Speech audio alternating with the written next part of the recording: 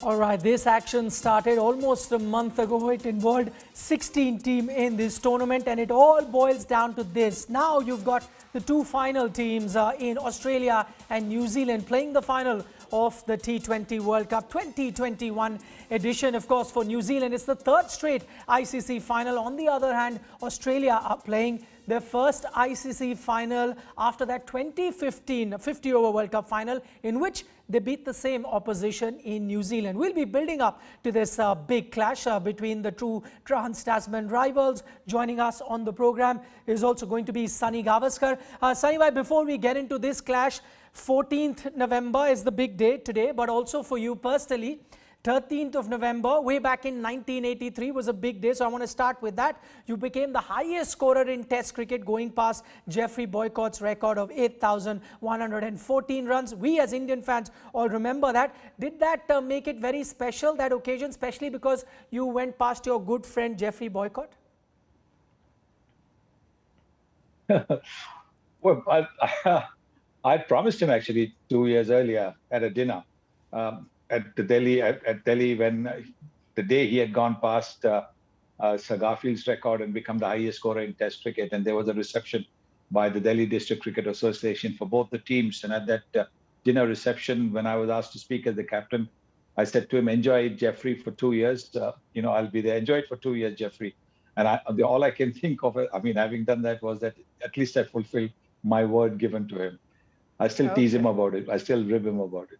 All right, just as Southee Gavaskar was true to his words and kept his promise, we are going to keep our promise also of bringing you all the latest updates building up to this final. What are going to be the playing 11, who's going to win the toss, all of that. We'll have the updates a little later. But first, and also before we get you a lot more with Southee Gavaskar, let's quickly take a look at how the two teams have prepped up for this very crucial encounter.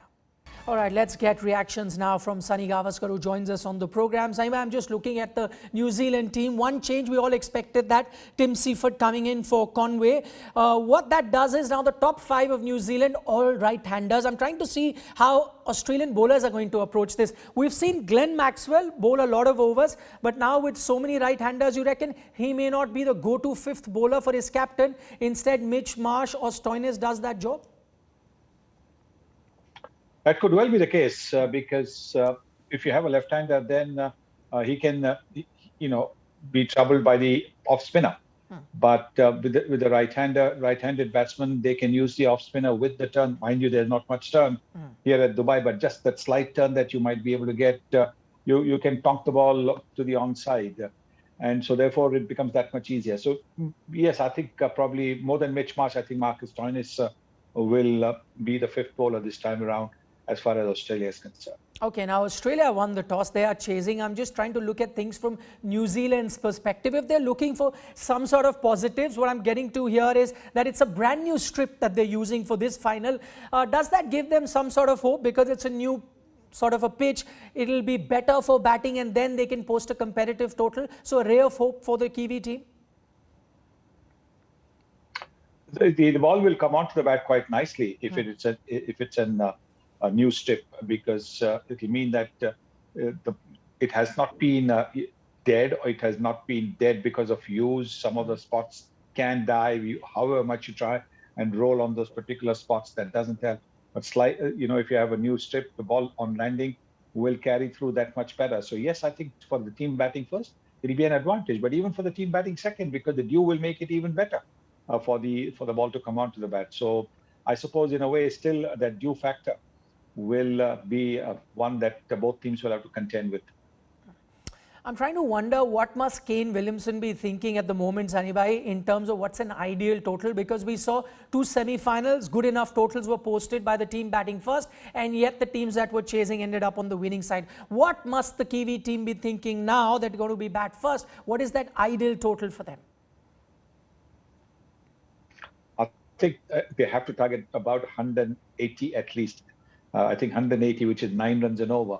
Straight away, you put the opposition under pressure. Yes, you could say that, Pakistan scored 176, which is just 4 short of 180. But I do believe that in the finals, the pressure will probably tell in case you've got about 180.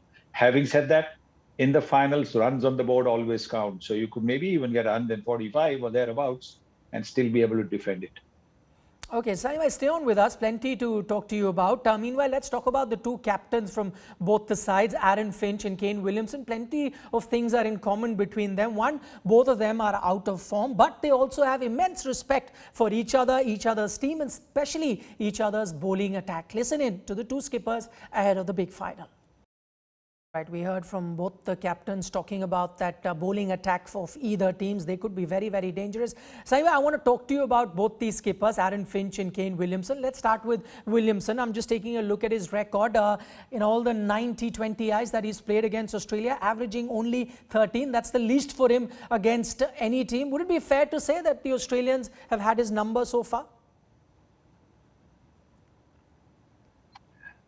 Well, because of the fact that he hasn't scored and because of what the world expects of him, because of the kind of quality player that he is, yes, I think you could say that the Aussies have his number in T20s because good players somehow managed to find, at least in such a long time, that is 9 matches, at least to find one score of 50, 60 or thereabouts, or at least a couple of innings where they might not have scored 50, 60, but played an impact innings of a 35 in just 20 deliveries or something like that. So you could say that. But again, there's always a first time, and Kane Williamson might choose this finals to do something special against the neighbours Australia. Aaron Finch on the other side, also like Kane Williamson, not in great form, but would it then be fair to say that he's under a bit of less pressure compared to Kane Williamson? And I say that on two very important factors. One, David Warner is getting all the runs, so that eases the pressure. And the other thing is that Australia tend to play an extra batsman when compared to the Kiwi team.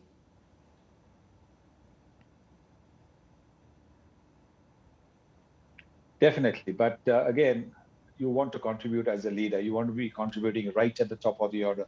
You want to be able to set a platform for the later batsman to come and bat absolutely freely.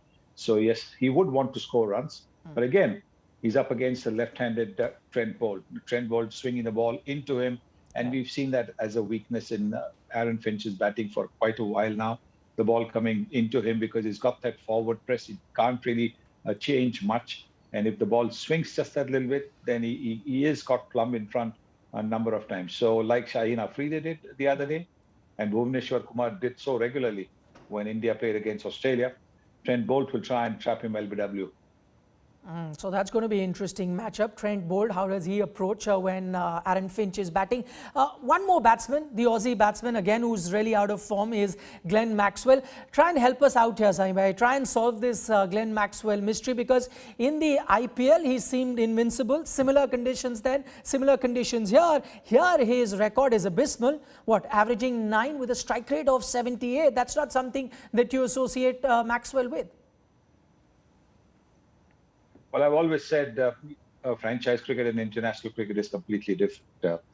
Franchise cricket, you have so many of the world's best players playing for your team, so that eases the pressure off, and you could possibly do completely different. You could be playing with absolutely zero pressure, and therefore your performance just exceeds expectations. Suddenly, you're playing for your country.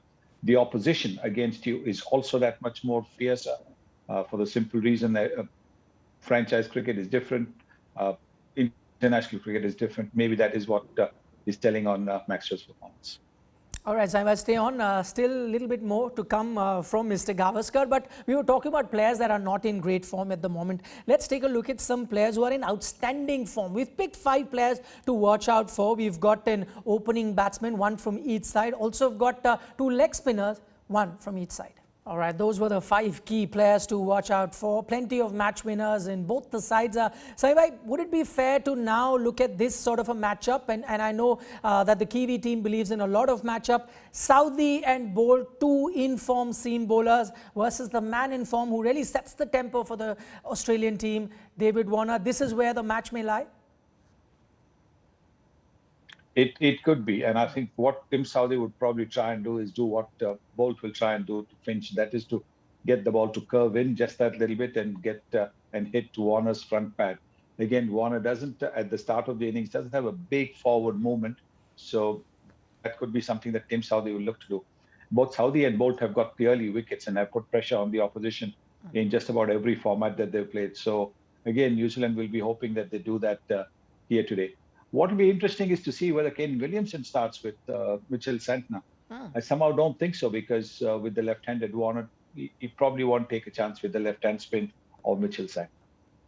Very interesting you talk about Mitchell Santner. Should he bowl in the power play? You reckon he might not bowl in the power play. I'm just looking at a few numbers and this could be a very interesting strategy. Southee does not bowl in the power play but has got a great record against the Aussies this year. Picked up 13 wickets in that 5-match series that happened particularly in 2021. Has a great record against both Warner and Finch. Dismisses them quite often. Could he be the punt that Williamson can go with as far as the power play is concerned? You never know, but I don't think it'll be very early in the innings. It could possibly be the 5th over or the 6th over, depending on the kind of start that they themselves have got. If they've got a couple of wickets, maybe he might hold him back after the power play is done. But somehow I think he'll look to not give the Australians the freedom to exploit the two fielders outside the 30-yard circle by bringing the spinners on in those overs. Okay, we've spoken about one leg spinner from New Zealand. How can we ignore the other leg spinner from Australia? He's also had an outstanding T20 World Cup. Talking about Adam Zampa, the highest wicket taker in the Super 12 stage with 12 wickets to his name. He's been, Sunny Bhai, a bit under the radar but has been doing all the damage for Australia, you'd reckon? Obviously, because if you look at, obviously he's under the radar because, if you have a Stark, Cummins and Hazelwood in your attack, not many are going to talk about Adam Zampa. But yes, he's surprised everybody with the way he's bowled, the control he's shown, the variety he's shown. His variety in terms of, the delivery speeds have just been perfect. The odd flighted delivery outside the batsman's reach or around the off stump. He's been absolutely fantastic. And again, he will be the key because he keeps getting wickets in the middle overs, which actually sets the opposition back considerably. You saw that happening with Pakistan as well. And so I think this is what he'll look to do. All right, Sunny Bhai, we'll leave it at that. Thanks so much for talking to us. Of course, we expect to have Sunny Bhai back with us once the game is over. But all the time for talking is done. All the time to look at matchups and stats is done because time now to do the action on the field, both for Australia and New Zealand. As far as Australia is concerned, they're going to look back for some positive vibes at that 2015 final where they beat the same opposition. New Zealand may look back at the 2019 heartbreak that they had and would be looking to make amends here. Let's see which team comes out triumph in this particular encounter. We'll have all the updates for you here on India Today at the end of the match. See you then.